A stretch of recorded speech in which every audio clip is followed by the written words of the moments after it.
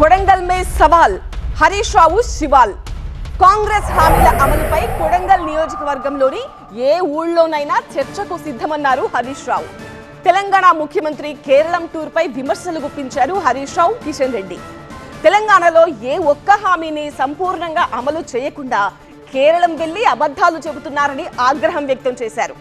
కేరళ ప్రజలకు లేఖ కూడా రాశారు కేంద్ర మంత్రి కిషన్ రెడ్డి. 6 గ్యారెంటీల పేరుతో తెలంగాణ ప్రజలను మోసం చేసి కాంగ్రెస్ అధికారంలోకి వచ్చిందన్నారు BRS deputy floor leader Harish Rao. కొడంగల్లో పర్యటించిన హరీష్ రావు హామీల అమలుపై రేవంత్ రెడ్డికి సవాల్ విసిరారు. ఇంకా పోయి కేరళలో పోయి ఎంతో మాట్లాడుతుండు. కూట్ల రాయిది అనోడట, ఏట్ల రాయిది అని పోయిందట.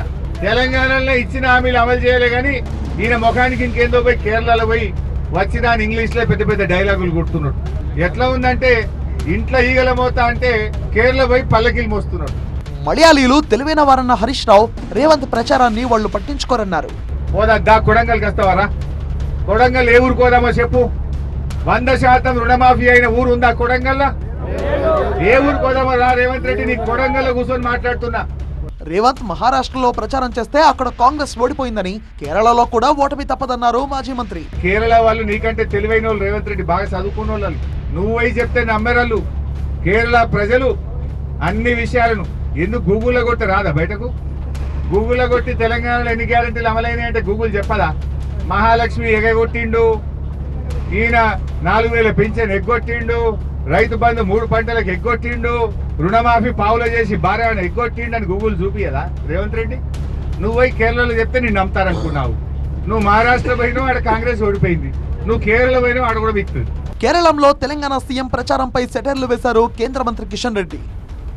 స్వర్గీయ కోట శ్రీనివాసరావు గారు ఇంటికి పిలిచి అందరినీ చికెన్ మటన్ పెడతా, చికెన్ బిర్యానీ పెడతా అని చెప్పి గుమ్మానికి కోడి కట్టి అది కోసి మీకు వంట చేసి చికెన్ బిర్యానీ పెట్టిన అనుకోండి, జింజర్ చికెన్ పెట్టిన అనుకోండి, చికెన్ 65 పెట్టిన అనుకోండి, చికెన్ కర్రీ పెట్టిన అనుకోండి అని ఏ రకనైతే సినిమాలు చెప్పాడో రేవంత్ రెడ్డి గారు కూడా ఏ పథకాలు అమలు చేయకుండానే అమలు జరిగినట్టు అనుకోండి. ఈరోజు కేరళ మాట్లాడినట్టే రేపు తెలంగాణలో కూడా మాట్లాడే ప్రమాదం ఉంది. రేవంత్ తెలంగాణ డబ్బును కేరళ ఎన్నికల కోసం కాంగ్రెస్ కు ఇచ్చారని ఆరోపించారు కేంద్ర మంత్రి. డబ్బులకే కాదు, మీరు ఉపన్యాసాలు కూడా రండి అని చెప్పడానికి. అంతే తప్ప రేవంత్ రెడ్డి ఉపన్యాసం విని కేరళలో ఓట్లు పడవు. కానీ తెలంగాణ ప్రజలను మాత్రం మభ్యపెట్టేటువంటి ప్రయత్నం చేస్తూ ఉన్నారు, మోసం చేసేటువంటి ప్రయత్నం చేస్తూ ఉన్నారు. తెలంగాణ ప్రజలు అర్థం చేసుకోవాల్సిన అవసరం ఉంది. తెలంగాణలో కాంగ్రెస్ గ్యారెంటీలేవి అమలు కావడం లేదన్నారు కేంద్ర మంత్రి కిషన్ రెడ్డి. ఆ పార్టీ నేతలు చెప్పే మాటలు కేరళ ప్రజలు నమ్మొద్దన్నారు.